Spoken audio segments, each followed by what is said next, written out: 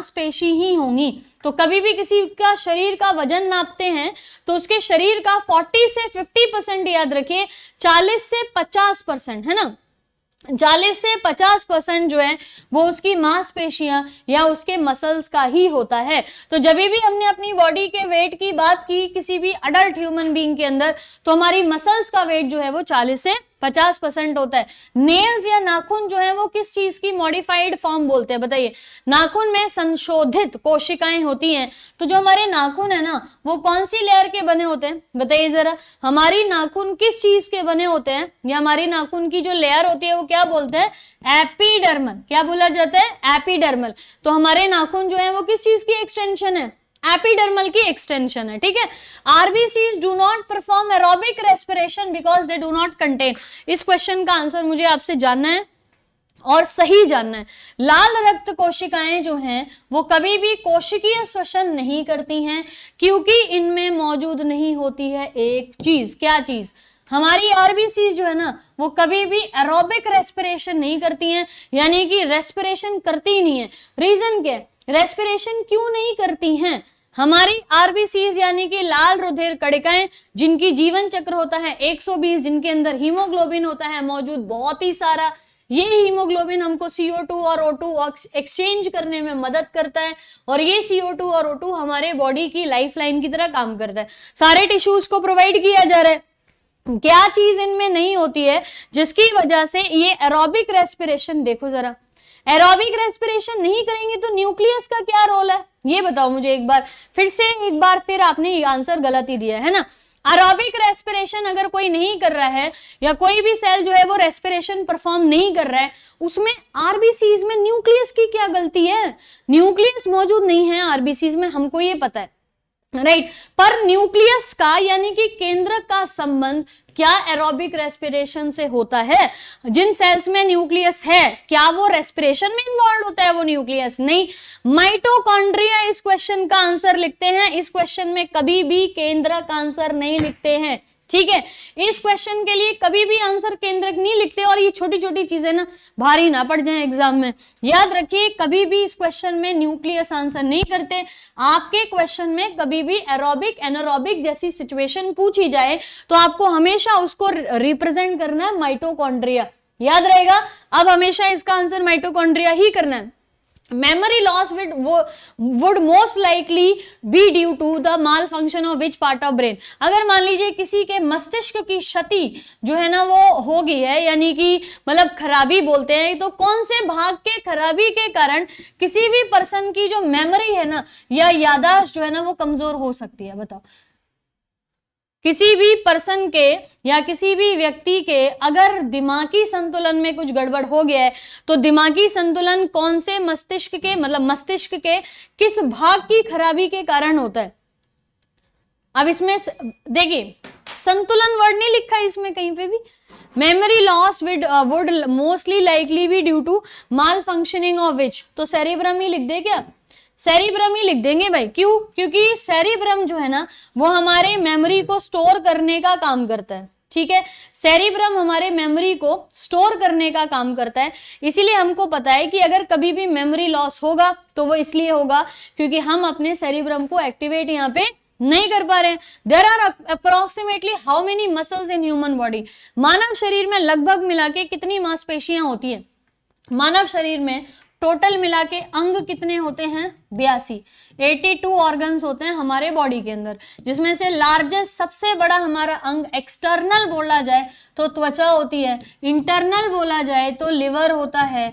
हमारी बॉडी में थाइमस अकेला ऐसा ग्लैंड है जो साइज और एज के साथ रिड्यूस करता है। हमारी बॉडी का पीनियल ग्लैंड हमको दिन रात का महसूस जो है वो कराता है।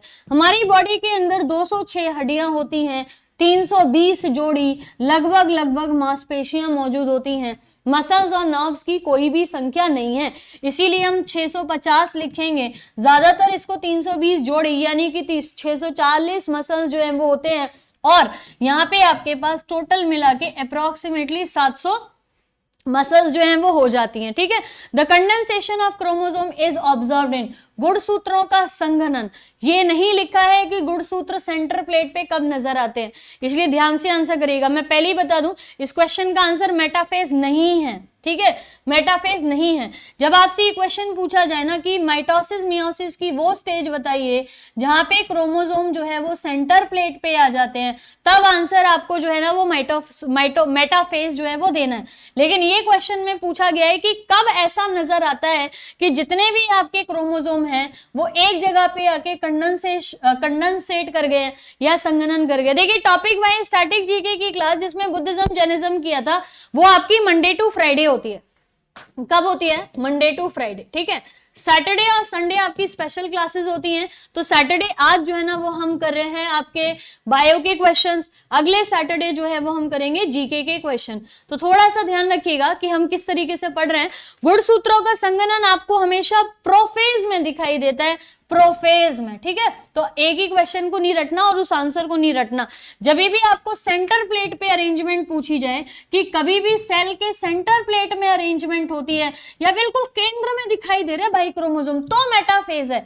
लेकिन कंडेंसेशन या संघनन वर्ड इस्तेमाल किया जाए तो आंसर हमेशा आपको क्या देना है? प्रोफेज देना है। क्या देना है? Prophase. What are the basic unit from which human spare parts can be created?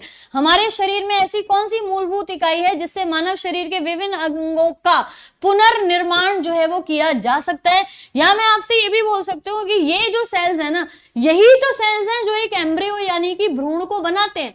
तो पहली बार जब एक एम्ब्रियो या भ्रूण का विकास माता की गर्भ में होता है तो वो गर्भ में जो विकास हो रहा है वो इन्हीं सेल्स की वजह से होता है। क्या बोलते हैं हम? कौन सी कोशिकाएं इनको बोला जाता है? यहाँ पे कौन सी कोशिकाएं बोला जाता है? तो आप स्टेम सेल्स करके याद रखिए। स्टेम सेल्स हमारी जीवन का आधार है। जब भी कोई भ्रूण जो है ना वो एक बच्चा बनने की प्रक्रिया में होता है तो सेल्स जो होते हैं वो क्या होते हैं? Stem cells. निम्न में से किस ऊतक में जन्म के बाद कोशिका विभाजन नहीं होता? The tissue in which where a tissue in man where no cell division occurs after birth. और ये हमारे शरीर का इकलौता या अकेले ऐसे सेल्स हैं, हालांकि इनकी खुद की संख्या बहुत ज्यादा है, 10⁻11 बिलियन ऐसे सेल्स हमारे बॉडी के अंदर मौजूद है जो हमारा ब्रेन बना रहे हैं। तभी तो बोलते हैं ना, देखिए ब्रेन के जो कभी भी किसी की याददाश्त नहीं जाती, कभी एल्जाइमर डिजीज नहीं होता, पार्किंसंस डिजीज नहीं होता, अगर हमारे जो ब्रेन के सेल्स है ना वो मल्टीप्लाई कर रहे होते हैं। हमारे शरीर के अकेले ऐसे सेल हैं ये 10⁻11 बिलियन जो सिर्फ खत्म होते हैं, नए बनते नहीं है, ठीक है। हमेशा खत्म होंगे, नए बनते नहीं है। वजूद ही यही है हमारे बॉडी का। हमारा वजूद देखिए हमारा ब्रेन है, ये बात बिल्कुल एक्सेप्टेबल है। हमारी नर्वस सिस्टम जो है वो हमारा वजूद है। और आप याद रखिए कि नर्व्स यानी कि तंत्रिका कोशिकाएं जो होती हैं वो कभी भी बढ़ती नहीं है, हमेशा खत्म होती हैं।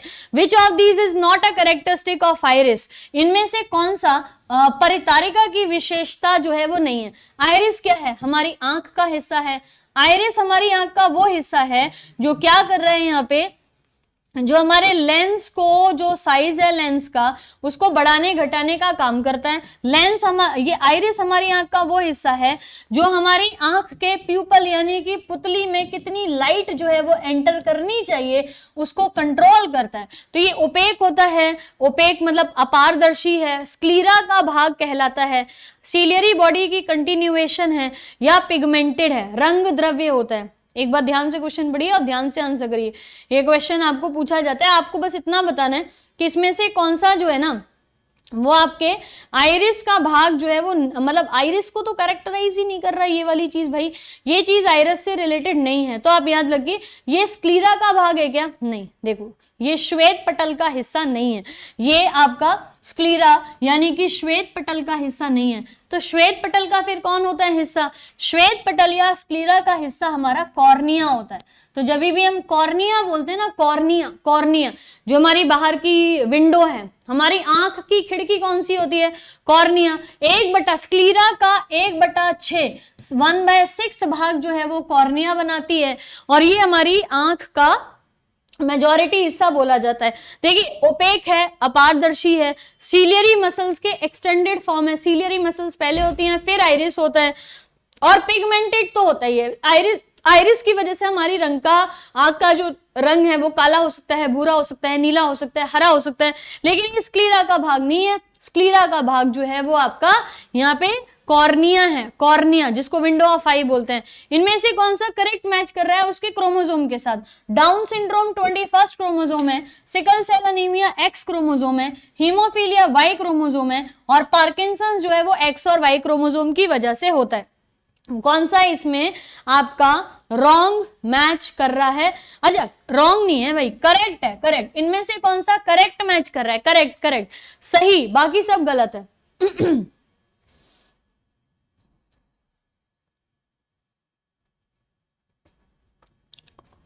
अच्छा ये बताओ कौन सा इसमें सही है? सही है, सही बताना है भाई आपको, सही, सॉरी सॉरी, गलत नहीं बताना है, सही बताना है। क्या हो गया?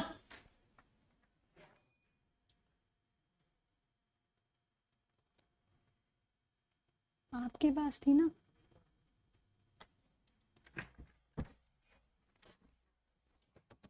जब वहां गए थे तो आप ही तो कह रहे थे मेरे पास है चाबी स्कूटी की। तुम लाई हो कल ले ही नहीं गया हूं।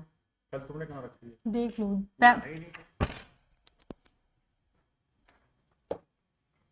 करेक्ट मैच आपको बताना है कि कौन सा करेक्ट है, ठीक है? तो डाउन सिंड्रोम 21 क्रोमोसोम से रिलेटेड है, डाउन सिंड्रोम 21 क्रोमोसोम से रिलेटेड है। सिकल सेल अनीमिया जो है वो 16th क्रोमोसोम से रिलेटेड होता है और 11वें क्रोमोसोम से रिलेटेड होता है, ठीक है?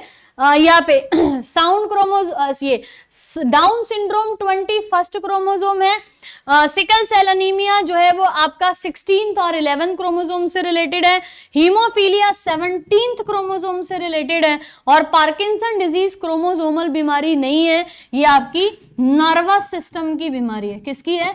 नर्वस सिस्टम की बीमारी। पार्किंसंस में ना हम भूलने लग जाते हैं चीजें, ठीक है? चलिए, Parkinson's gene for the colour blindness is located in, देखो जरा, सब सुनाई देता है। पढ़ाई की बातें मैं बोलती हूँ ना, बस वो सुनाई देती, बाकी सारी बातें सुनाई देती हैं। रंग अंधापन किसकी जीन के लिए, रंग अंधापन के लिए जीन कौन से क्रोमोसोम पे स्थित है? अगर कलर ब्लाइंडनेस की हम बात करें, कलर, क्यों भाई, सही पूछा है ना आपसे, ये वाले क्वेश्चन में कोई गड़बड़ है? किसी को कोई दिक्कत लग रही है? आपसे पूछा है कि सही बताना है, करेक्ट मैच जो है वो बताना है। निम्नलिखित में से कौन सा सही मेल है? तो Down syndrome, sickle cell anaemia, haemophilia और पार्किंसंस। तो डाउन सिंड्रोम 21 की वजह से ही होता है। सिकल सेल एनीमिया 11वें और 16वें क्रोमोसोम की वजह से होता है। हीमोफीलिया 17th क्रोमोसोम की वजह से होता है। और पार्किंसंस जो है वो नर्वस डिसऑर्डर है, आपकी एक्स और वाई क्रोमोसोम की डिसऑर्डर यहाँ पे नहीं है। ये बताइए कलर ब्लाइंडनेस जो है ना, ये कहाँ पे लोकेटेड है? कलर ब्लाइंडनेस जो है वो कहां पे लोकेटेड है? कलर ब्लाइंडनेस का जीन हमारे पास कहां होता है? वाई क्रोमोसोम पे नहीं होता है, एक्स क्रोमोसोम होता है। एक्स क्रोमोसोम, जब भी आप ये पढ़ते हो ना कि कलर ब्लाइंडनेस किस प्रकार की बीमारी है, तो आप पढ़ते हो कि कलर ब्लाइंडनेस जो है वो एक्स लिंक्ड डिजीज है। क्या है? X chromosome linked disease, right? X chromosome linked disease. तो याद रखिए कलर ब्लाइंडनेस, देखिए कलर ब्लाइंडनेस जब भी आता है ना, तो वाहिका जो होती है वो कौन होती है? मदर होती है। कभी भी फादर से आपको ये बीमारियां नहीं मिलती हैं। हीमोफीलिया, कलर ब्लाइंडनेस कभी फादर से नहीं मिलता है, ये हमेशा मदर से मिलता है। ऐसे करके लर्न करो, तो हमेशा आपको एक्स क्रोमोसोम करके लिखना पड़ेगा, ठीक है? एक्स क्रोमोसोम लिखना है। Which of the following is not a endocrine gland? इनमें से, निम्नलिखित में से कौन एक अंतःस्रावी ग्रंथि नहीं है? निम्नलिखित में से कौन एक अंतःस्रावी ग्रंथि नहीं है? एंडोक्राइन क्या होती है? एंडोक्राइन आपकी कौन सी ग्रंथि है? पीयूष ग्रंथि। पिट्यूटरी ग्लैंड जो है वो अंतःस्रावी ग्रंथि है। पिट्यूटरी से शुरू किया, थाइमस पे आए, थाइमस के बाद जो है वो थायराइड पे गए, थायराइड के बाद जो है वो पैराथायराइड पे गए, पैराथायराइड के बाद किडनी पे गए, मतलब एड्रिनल पे गए, किडनी पे एड्रिनल, पैनक्रियाज आ गए, और हम आ गए गोनेड्स पे। तो ये आपके सारे एंडोक्राइन ग्लैंड जो है वो बोले जाते हैं। तो अब कौन सा इसमें से अंतःस्रावी ग्रंथि नहीं है? तो सेबेशियस ग्लैंड याद रखिए, सेबेशियस ग्लैंड कोई हमारे अंतःस्रावी ग्रंथि नहीं है, ठीक है? तो ये आपका अंतःस्रावी ग्रंथि नहीं बोले जाते हैं। तो यहाँ पे सेबेशियस ग्लैंड जो है वो मौजूद होते हैं, जो हमें ये स्वेट, पसीना जो है ना ये निकालते हैं। How many types of hormones are released by pituitary? Pituitary ग्रंथि के द्वारा टोटल कितने प्रकार के हार्मोन्स जो है वो रिलीज होते हैं? कितने प्रकार के हार्मोन्स जो है वो रिलीज होते हैं। मैं देखो TSH, ACTH, FSH, LH hormone जो है ना, अच्छा फिजिक्स केमिस्ट्री के नेक्स्ट वीक करा देती हूँ मैं आपको, है ना, या फिर जैसे अनअकैडमी पे करेंगे ना तो वहां कर लेंगे। फिजिक्स और केमिस्ट्री के जो न्यूमेरिकल्स हैं वो मैं आपको नेक्स्ट वीक करा दूंगी, ठीक है। Physics chemistry numericals for group D, ठीक है, फिजिक्स केमिस्ट्री के numericals for the group D, ये हम आपको करा देंगे अगले हफ्ते, क्योंकि कल जो है वो आप मेरे साथ ज्योग्राफी कर रहे हो, ज्योग्राफी तो वो आपको बहुत ज्यादा अच्छे से करनी है, तो कल तो ज्योग्राफी है आपकी, बाकी फिजिक्स केमिस्ट्री न्यूमेरिकल के मैं आपको नेक्स्ट वीक जो है वो पूरा पार्ट करा दूंगी, तो आप टेंशन ना लो। How many type of hormones are released by pituitary, तो मैंने तो आपको नाम भी गिना दिए, 4 नाम आप याद रखिए, ठीक है। होते तो बहुत है लेकिन मेनली आपको 4 याद रखने हैं, TSH, ACTH, FSH और LH। TSH thyrostimulating thyroid stimulating hormone, adrenocorticoid stimulating hormone ACTH करके यहाँ पे, एक आपको FSH लर्न करना है फॉलिकल स्टिमुलेटिंग हार्मोन, एक LH। तो पिट्यूटरी ग्लैंड के द्वारा मेनली ये 4 हार्मोन्स रिलीज किए जाते हैं। ये अच्छा ये है तो TSH, ACTH, FSH और प्रोलैक्टिन जिसको PRL बोलते हैं। ग्रोथ हार्मोन यहाँ पे कॉमन हार्मोन के नाम से जाना जाता है, मतलब पिट्यूटरी को तो पूरे ग्रोथ हार्मोन के नाम से जानते हैं। मीजल्स जो है ना, खसरा जो है ना वो कौन से वायरस से होता है, पहले तो यही याद रखना कि खसरा ना वायरस से होता है। पता लगे एग्जाम में जब मीजल्स बोलते हैं ना तो पता नहीं क्या ही चढ़ता है आप लोग के दिमाग में कि आप ना बैक्टीरिया आंसर कर देते हो। तो पहली बात तो याद रखिए, जो मीजल्स होते हैं वो बैक्टीरियल बीमारी नहीं होते हैं, मीजल्स जो है वो वायरस से होने वाली बीमारी है। मीजल्स यानी कि खसरा कौन से विषाणु के द्वारा होते हैं? आपकी अनअकैडमी पे क्लास जो है ना वो शाम को 6 बजे होती है साइंस की, तो आप उस टाइम पे आ जाए करो। अनअकैडमी पे 6 बजे साइंस की क्लास होती है, तो आज मैं इसी का एक्सटेंडेड पार्ट जो है वो करा दूंगी ना यहाँ पे। और मंडे से ना टॉपिक वाइज कर रहा है, और मंडे से सबसे पहले जो हम शुरू कर रहे हैं ना वो केमिस्ट्री है, ठीक है, केमिस्ट्री। तो आज आप मेरे साथ 100 क्वेश्चन बायो के कर लो, मंडे से टॉपिक वाइज शुरू हो रहा है जिसमें मैं आपको ना केमिस्ट्री कराने वाली हूँ। तो मीजल्स जो है वो किसके द्वारा होते हैं? रुबेला विषाणु लिख ले यहाँ पे, रुबेला विषाणु जो है वो आपकी क्या है, मीजल्स जो है ना वो वायरस बीमारी है और रुबेला के द्वारा होती है। रक्त वाहिकाओं में बहता रक्त थक्का नहीं बनाता अथवा असफल रहता है, किस रीजन के कारण? देखिए खून जैसे ही हमारे शरीर से बाहर निकला तो वो थक्का बना देगा या ब्लड का जो क्लॉट होता है वो बना देगा, लेकिन खून जब तक हमारी वाहिकाओं में होता है ना तब तक ये थक्का या क्लॉट नहीं बनाता। किस रीजन की वजह से? देख हिस्ट्री की क्लास कहाँ होगी, मतलब बायो की मैं अलग लूं, फिजिक्स केमिस्ट्री की न्यूमेरिकल अलग लूं, जीके की अलग लूं, हिस्ट्री की अलग लूं, ज्योग्राफी की क्लास अलग लूं, मतलब भाई क्या एक दिन में क्या 18 क्लास करूं? है ऐसे थोड़ी होता है। आपकी जीके की क्लास जो है वो कॉमन चल रही है, साइंस की क्लास जो है वो कॉमन चल रही है शाम को 6 बजे, तो वहां से अलग अलग हर सब्जेक्ट की अलग क्लास लूं मैं दिन में, मतलब 18 क्लास लूं मैं ऐसे। Blood fails to clot while flowing in the blood vessels because of the presence of heparin. Heparin जो है वो हमारे शरीर के अंदर मौजूद एक प्रोटीन होता है जो ब्लड क्लॉट में या ब्लड क्लॉट को रोकने से मदद करता है। हिस्टामिन जो है वो एलर्जिक रिएक्शन, एलर्जिक हार्मोन होता है जो हमारी बॉडी में रिलीज होता है, जिसको हम क्या बोलते हैं? हिस्टामिन। तो 3 तरीके की चीजें हैं हमारी बॉडी में, एक हिपैरिन है, एक हिस्टामिन है और एक हिस्टोन है। तीनों पता है ना आप लोग को?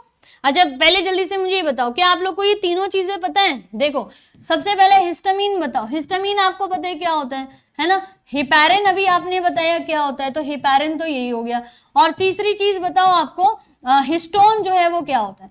तीनों चीजें पता है, ये तीनों चीजें हमारी बॉडी में। अच्छा दिखाई भी नहीं दे रहा, ये ऐसे ही देख लेते हैं, वो दिखाई ही नहीं दे रहा है यहाँ पे है। चलो पहले ये बताओ, हिपैरिन क्या होता है? ब्लड क्लॉट को रोकता है। हिस्टामिन क्या होता है? ये हिस्टामिन ये एलर्जी को रोकता है। और हिस्टोन जो है वो क्या होता है? हिस्टोन डीएनए को बाइंड करता है, ठीक है। ये बताइए nephron is related to which of the following system of the body? ऐसे क्वेश्चन आप एक्सपेक्ट करते हो, ये बताओ। दिखाई नहीं दे रहा ना, चलो ये वाली बताते हैं। Nephron is related to which of the following system of human body? Nephron मानव शरीर के निम्नलिखित तंत्र में से संबंधित है, किसमें? कोई दिक्कत नहीं है। मानव के किस तंत्र में या किस सिस्टम में नेफ्रॉन जो है वो मौजूद होते हैं? नेफ्रॉन कहाँ होती है? हमारी किडनी के अंदर होती है। कितनी होती है? नेफ्रॉन जो है वो हमारी किडनी के अंदर होती है। और किडनी हमारा कौन सा हिस्सा कहलाता है? एक्सक्रीटरी सिस्टम, यानी कि उत्सर्जन तंत्र। क्या कहलाता है? उत्सर्जन तंत्र या फिर एक्सक्रीटरी सिस्टम। इन ह्यूमन बॉडी लॉन्गेस्ट बोन जो है वो कौन सी है? मानव शरीर में सबसे लंबे समय तक किया जा सकता है? नहीं। मानव शरीर की सबसे लंबी हड्डी जो है वो कौन सी है? ठीक है, मानव शरीर की सबसे लंबी हड्डी जो है वो कौन सी है? तो आपको फीमर याद रखना है। फीमर को हम कॉमन लैंग्वेज में थाई बोन के नाम से भी जानते हैं, यानी कि जांग की हड्डी के नाम से भी जानते हैं।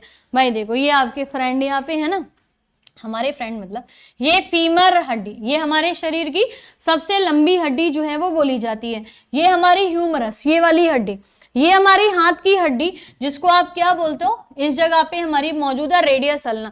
ये हमारी स्टर्नम, एकदम देखो रिब केज।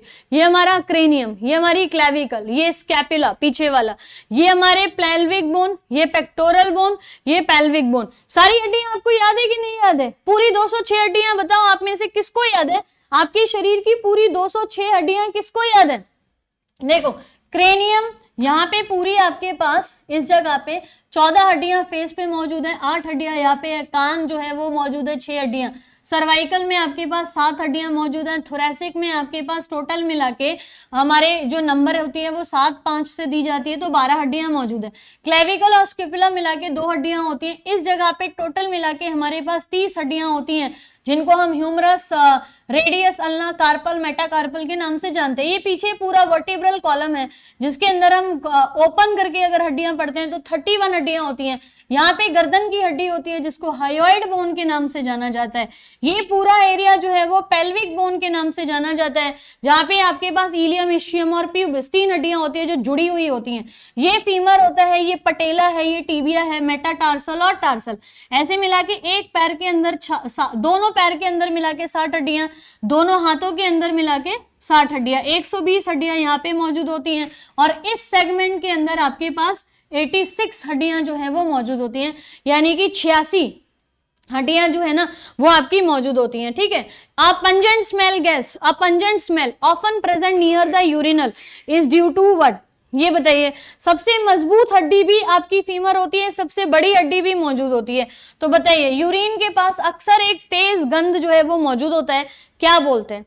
यूरिन्स, जब भी आप यूरिनल्स के पास जाते हो, वॉशरूम के पास जाते हो, तो हमेशा क्या होता है कि एक पंजेंट स्मेल जो है ना वो बहुत ज्यादा आती है, तो आप उसको क्या जानोगे? अमोनिया के नाम से। तो वहां पे स्मेल यूरिन की नहीं आती, स्मेल जो है वो मतलब यूरिया की स्मेल नहीं आती, स्मेल आती है अमोनिया की। किसकी आती है? अमोनिया की। Which one of the following part of human brain is the regulating center for the swallowing and sweating?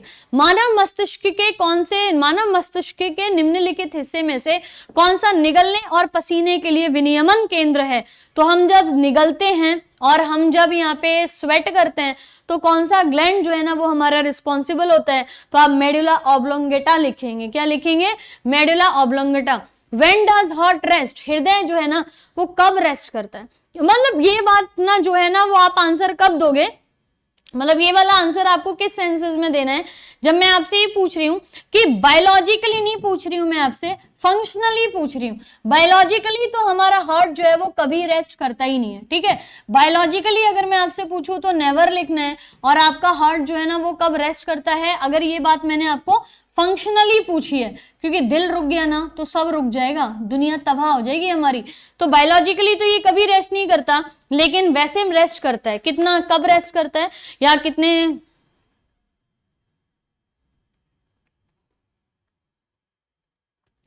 Biologically rest नहीं करता, लेकिन फंक्शनली रेस्ट करता है। कब? जब हम दो बीट्स होती हैं हमारी उसके बीच में, यानी कि लब और डब। लब और डब जिसको हम क्या प्रोनाउंस करते हैं?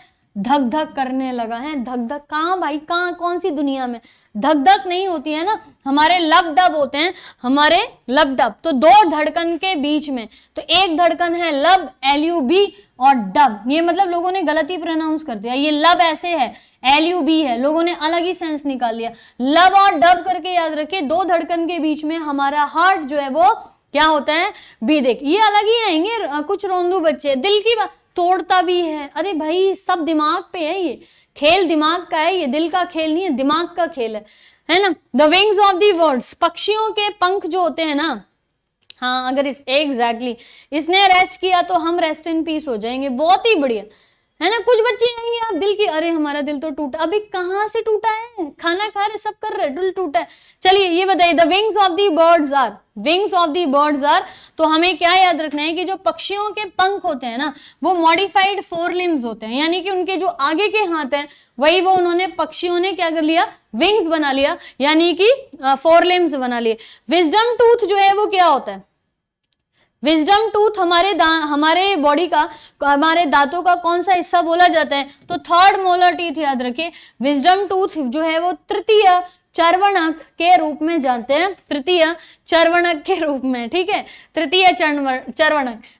विच hormone is secreted by the heart, हृदय द्वारा कौन सा हार्मोन जो है वो स्रावित होता है। अच्छा ये वाला सही था ना, योगा के दौरान, है ना, योगा कर रहे हैं और बीच में हार्ट रुक गया, भाई साहब खेल हो जाएगा यहाँ पे, है ना। घर वाले भी कहेंगे का अच्छी योगा करी भाई, आदमी ने ना मर ही गया, ऐसे वाला योगा नहीं करना कि हार्ट जो है ना वो रुकी जाए। विच hormone is secreted by the heart, हमारे हृदय के द्वारा कौन सा हार्मोन जो है ना वो सिक्रीट होता है। मतलब आधे तो ये सोच रहे हैं अरे भाई ये हार्ट भी हार्मोन सिक्रीट करता है क्या, करता है। ये इसलिए करता है ताकि इसकी जो मसल्स है ना वो स्ट्रेच हो सके आराम से, मतलब आराम से स्ट्रेच हो सके, इतनी स्ट्रेच हो जाए कि हार्ट ऐसा पंप होके बड़ा फिर छोटा नहीं, आराम से स्ट्रेच हो सके ताकि लब और डब जो होता है ना वो हो सके। तो लब और डब धीरे धीरे ANF करके याद रखिए, एट्रियोनेट्रल फैक्टर के नाम से जाना जाता है इसको, एट्रीनेट्रीयूरेटिक फैक्टर के नाम से जानते हैं। How many layers does the wall of eye ball have, नेत्र गोलक की कितनी भित्तियां या कितनी परतें मौजूद होती हैं। How many layers does the wall of the eye ball have, नेत्र गोलक की कितनी भित्तियां जो है ना वो या कितनी परतें जो है वो मौजूद होती हैं। नेत्र गोलक की कितनी परतें मौजूद होती हैं, भाई 3 ही तो लर्न करनी है, 5 किसकी हो रही है, 4 किसकी हो रही है ये, और एक ही किसकी आंख में है। 3 लेयर याद रखिए, 3 लेयर है ना, कौन सी, रेटिना करके याद रखिए। रेटिना पहली लेयर है, दूसरी मतलब अंदर की तरफ से हम बात कर रहे हैं, दूसरी लेयर आपकी करोइड बोली जाती है, और तीसरी लेयर है आपकी स्क्लीरा। तो रेटिना, करोइड और स्क्लीरा। रेटिना देख इनकी आंख में 2 ही लेयर है।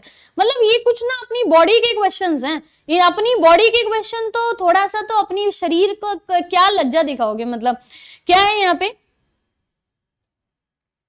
अपनी आंख से आंख मिलाओगे कैसे, जब शीशे में आंख से आंख मिलाओगे ना, आंख भी कह रही होगी भाई अभी आंसर 2 देके आया ना तो उधर 3 आंसर है। हमारी आंख में ना टोटल मिला के 3 लेयर जो है वो मौजूद होती हैं, कितनी, 3, स्क्लीरा, करोइड और रेटिना। आंख मिलानी है ना अपनी आंख से शीशे में जाके, तो 2 लेयर बताओगे तो कैसे मिलाओगे, 3 लेयर, स्क्लीरा, रेटिना और करोइड, स्क्लीरा, रेटिना और करोइड।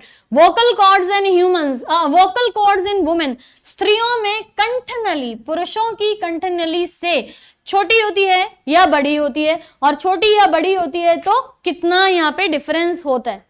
ये देख भाई अभी एग्जाम है, अभी ये क्वेश्चन नहीं पूछने कि दिल में दर्द क्यों होता, अभी होता भी है ना तो रख लो, अभी 2 महीने बाद एग्जाम है, दिल में दर्द है, दिमाग में दर्द है, उसको साइड कर दो थोड़ा सा, उसको ना आप यहाँ पे पढ़ाई करो। अगर ये बायोलॉजिकली फैक्टर से पूछ रहे हो कि दिल में दर्द क्यों होता है, तो हार्ट पेन, कार्डिक अरेस्ट ज्यादा अच्छा टर्म है, दिल में दर्द मत बोलो, कार्डिक पेन या हार्ट पेन बोलो। तब जो है वो इसलिए होता है कि या तो हमारे हार्ट को ना ऑक्सीजन नहीं मिल पा रही है प्रॉपर तरीके से, या हमारे हार्ट में जो ब्लड जा रहा है ना बहुत ही मुश्किल से पंप कर रहा है, क्योंकि हमारे आर्टरीज या वेन्स में कोलेस्ट्रॉल जम गया है। तो 2 रीजन होते हैं, या तो कोलेस्ट्रॉल और फैट जो है वो जम गया है, दूसरा चीज या तो ऐसा है ना कि जो हार्ट है ना उसके अंदर में आपको ऑक्सीजन सप्लाई आप नहीं दे रहे हो। तो 2 रीजन याद रखने हैं। 5 mm शॉर्टर याद रखिए, औरतों में जो वोकल कॉर्ड होता है वो 5 mm शॉर्टर होता है, लेकिन आवाज भाई साहब बहुत ही पिच में निकलती है, बहुत ही बढ़िया पिच में निकलती है। तो आप 5 mm शॉर्टर करके याद रखिए। विच of the following is a cold blood animal, निम्नलिखित में से कौन एक ठंडे खून वाला जानवर है। हम तो है नहीं ठंडे खून वाले, हम है भाई साहब एकदम खौलते खून वाले, वार्म ब्लडेड भी नहीं है, हमें खौलते खून वाले, हमें ऐसे गुस्सा आता है ऐसे, सामने वाले ने कुछ किया नहीं, हमें गुस्सा आ गया, भले ही उसको फर्क नहीं पड़े। तो मैमल्स और एव्स जो होते हैं ना, मैमल्स और एव्स, हम सब होते हैं गर्म खून के। जैसे एव्स हैं तो हटा दीजिए, राइट। पक्षी है वो भी गर्म खून का ही होता है यहाँ पे। तो इनमें से कौन अब चूहा जो है वो मैमल है, वॉल्व जो है वो मैमल है, स्नेक जो है मैमल नहीं है, सांप जो है वो कूल रहता है, रिलैक्स रहता है थोड़ा सा, तो सांप जो है वो कोल्ड ब्लडेड हो गया। एव्स और मैमल्स जो है ना ये वार्म ब्लडेड होते हैं। उसके अलावा रेप्टाइल एम्फीबियंस जो है वो cold blooded. Which of the joint is the hinge joint, इनमें से कौन सा हिंज जॉइंट जो है ना उसके नाम से जाना जाता है। 3 क्वेश्चन और करा रहे हो, फिर खत्म कर रहे हो, फिर शाम वाली क्लास में करेंगे। Which of these is a hinge joint, तो आप याद रखिए हिंज जॉइंट हम किसको बोलते हैं, ये वाला। आगे गया, इतना ही गया ना, इस ऐसे जाएगा क्या, नहीं जाएगा, यहां से उठेगा और यहां तक जाएगा। तो मैं 180 डिग्री बोल दूं, हिंज जॉइंट जो है वो आपके जाते हैं 180 डिग्री तक। तो 180, देखिए pivot joint 90 degree, hinge joint यहां से शुरू हुआ और यहां तक पूरा जा रहा है ना, तो 180 हो ही जा रहा है। एल्बो करके याद रखिए, हिंज जॉइंट जो है वो आपका एल्बो में होता है, ठीक है, एल्बो के अंदर। The connective tissue that connects a muscles to the bone, MBT, Muhammad bin Tughlaq पढ़े हैं ना, मसल को हड्डी से टेंडन जोड़ता है। कौन जोड़ता है, मसल को हड्डी से टेंडन जोड़ता है, तो एमबीटी करके याद रखिए, ठीक है, एमबीटी। एनोस्मिया क्या होता है, एनोस्मिया, एनोस्मिया, एनोस्मिया जो है ना वो किसको बोलते हैं, ये सेकंड लास्ट क्वेश्चन। एनोस्मिया जो है वो किसको बोला जाता है, लॉस ऑफ व्हाट, स्वाद ही कोई नहीं जिंदगी में है, loss of taste, loss of smell, loss of touch या लॉस ऑफ हीट। एनोस्मिया किसको बोला जाता है, एनोस्मिया, एनोस्मिया किसको बोलते हैं, ताकत कम और गुस्सा ज्यादा, ये लक्षण पिटने के, अच्छा ठीक है।